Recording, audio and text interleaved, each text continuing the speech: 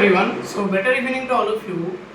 দেখো আমি তোকে প্রথম থেকে বলে আসছিলাম যে রাউন্ড 2 তে যাস বা রাউন্ড 3 তে যাস আপগ্রেড যদি করাস তাহলে তোর রাউন্ড 2 এর আগে যে সিটটা মানে রাউন্ড 1 এর সিটটা তোর রাউন্ড 2 এ যদি কোনো রকম আপগ্রেডেড সিট না পাস তাহলে রাউন্ড 1 এর সিটটা ব্যাকআপে থাকবে।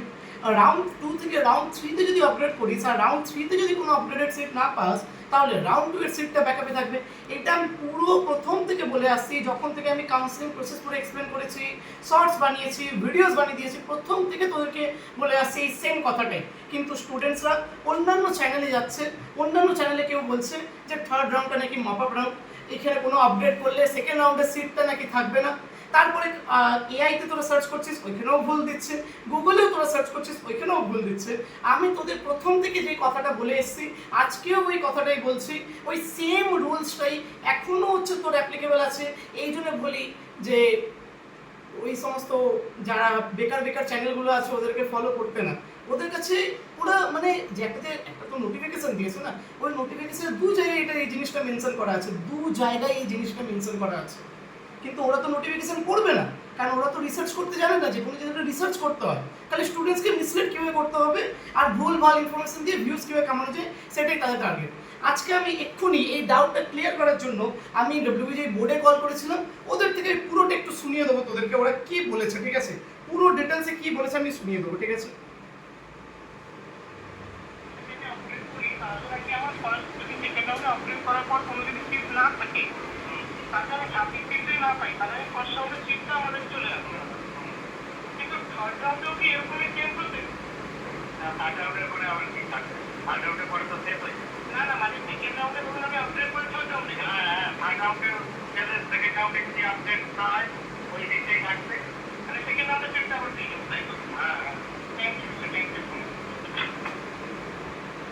শুনে নিলি এরপরে, ঠিক আছে তো ভাই, ওকে দু জায়গায় মেনশন করা আছে, আমি অলরেডি তোদেরকে বলে দিয়েছি। আচ্ছা তোরা একটা লজিক্যাল একটা জিনিস ভাবিস না, আচ্ছা রাউন্ড 2 থেকে রাউন্ড 3 তে যখন তোকে আপগ্রেডেশনের চান্স দিচ্ছে তাহলে ওটা মক আপ রাউন্ড কী করে হলো?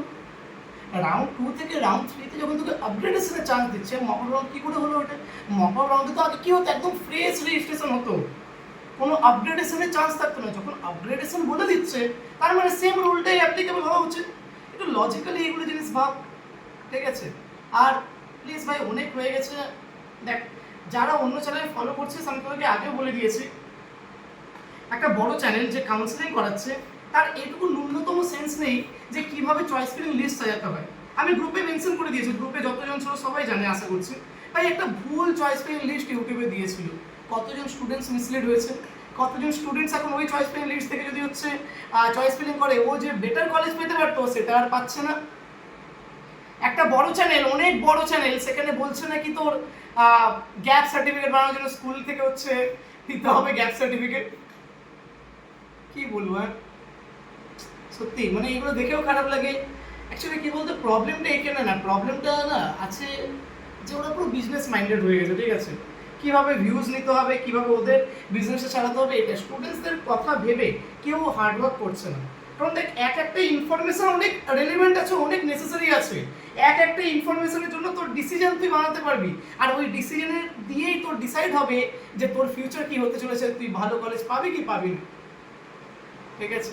তো প্লিজ এই চ্যানেলকে যারা ট্রাস্ট করিস এই চ্যানেলের সাথেই কানেক্টেড থাক।